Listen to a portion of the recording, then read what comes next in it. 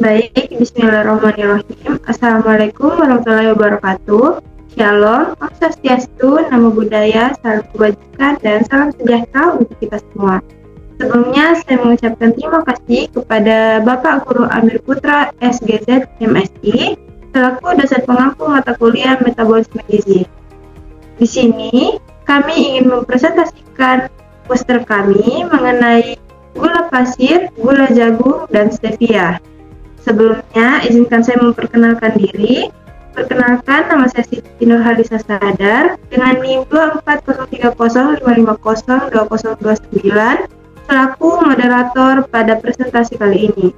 Di sini saya tidak sendiri, saya ditemani oleh teman kelompok saya yang akan memperkenalkan diri sebelum memaparkan materi masing-masing. Baik, di sini saya akan menjelaskan mengenai metabolisme pada gula pasir, gula jagung, dan stevia.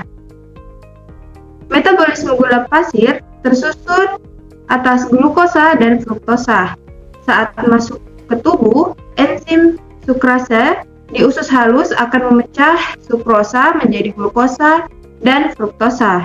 Glukosa cepat diserap oleh darah dan digunakan sel sebagai energi dengan bentuk insulin.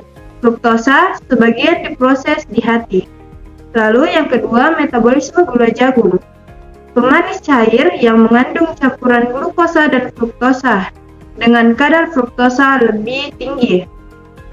Fruktosa tidak langsung masuk ke darah seperti glukosa, tetapi diproses di hati. Dalam jumlah banyak, hati akan mengubah fruktosa menjadi trigliserida atau lemak darah yang meningkatkan resiko fatty liver dan gangguan metabolisme. Lalu yang terakhir ada metabolisme stevia, mengandung senyawa steviol glikosida. Senyawa ini tidak dicerna menjadi glukosa sehingga hampir tidak menambah kalori. Di usus, stevia hanya sebagian kecil di metabolisme menjadi steviol. Selalu dibuang melalui urin tanpa kenaikan kadar gula darah.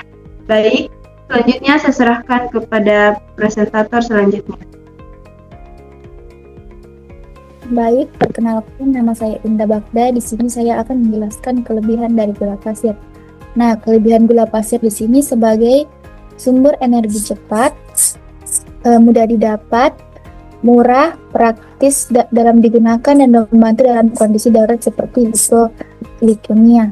Nah, kelebihan dari gula ini sifatnya sangat mudah larut dalam air sehingga dia praktis dalam digunakan. Nah, gula juga menjadi sumber energi cepat karena mudah diserap tubuh sehingga sering digunakan untuk menambah tenaga dalam waktu singkat. Sekian dari saya kembalikan ke pemateri selanjutnya. Baik, perkenalkan nama saya Husnul Timah. Saya akan menjelaskan mengenai kekurangan gula pasir. Ketika kita mengonsumsi gula pasir yang berlebihan dapat menyebabkan lonjakan kadar gula darah yang cepat. Jika ini terjadi terus-menerus dapat menyebabkan resistensi insulin, yaitu faktor utama penyakit diabetes tipe 2. Asupan gula pasir yang banyak juga dapat menyebabkan kelebihan kalori sehingga berkontribusi pada obesitas dan penumpukan lemak. Konsumsi gula pasir juga berhubungan dengan resiko gigi berlubang akibat fermentasi gula oleh bakteri mulut menjadi asam yang merusak enamel gigi. Sekian dari saya kembalikan ke materi selanjutnya. Perkenalkan, nama saya Siti Alfalfiasana. Jadi, poin ketiga yaitu kelebihan gula jagung. Jadi, memberi energi 4 kilokalori per gram dan banyak dipakai industri karena bentuk cairnya stabil. Artinya, sumber energi gula jagung tetap dapat menghasilkan energi sebesar 4 kilokalori per gram sama seperti gula pasir.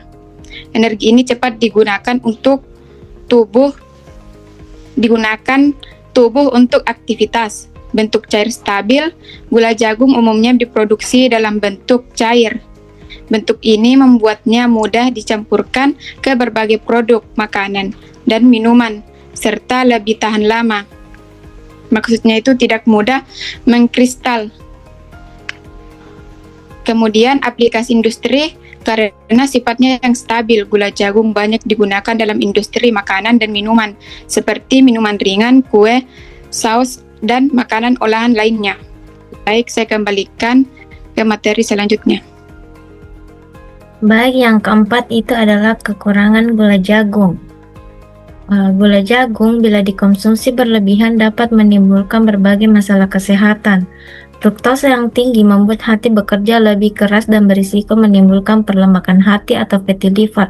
Selain itu, konsumsi berlebih juga meningkatkan kadar trigliserida dan kolesterol jahat yang berhubungan dengan penyakit jantung.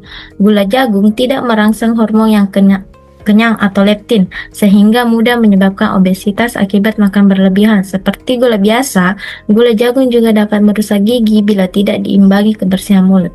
Saya serahkan ke presentator selanjutnya.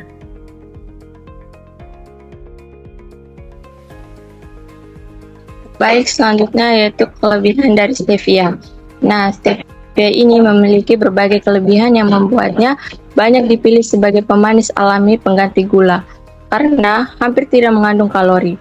Stevia sangat baik untuk orang lain yang ingin mengontrol berat badan atau mengurangi asupan gula. Keunggulan lainnya adalah kemampuannya menjaga kadar gula darah tetap stabil sehingga aman bagi penderita diabetes maupun mereka yang berisiko mengalami resistensi insulin.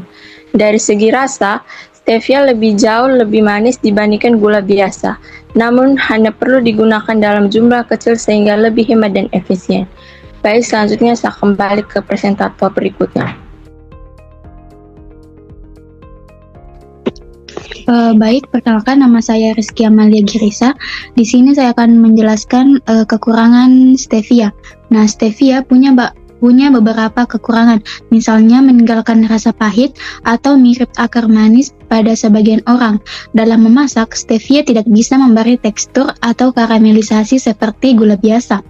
Beberapa produk stevia yang dicampur alkohol, gula juga bisa menimbulkan kembung atau diare jika berlebihan.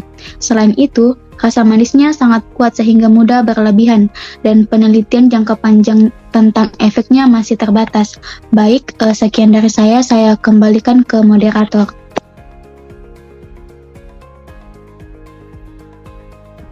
Baik, itulah tadi hasil diskusi kami mengenai kelebihan dan kekurangan gula pasir, gula jagung, dan stevia.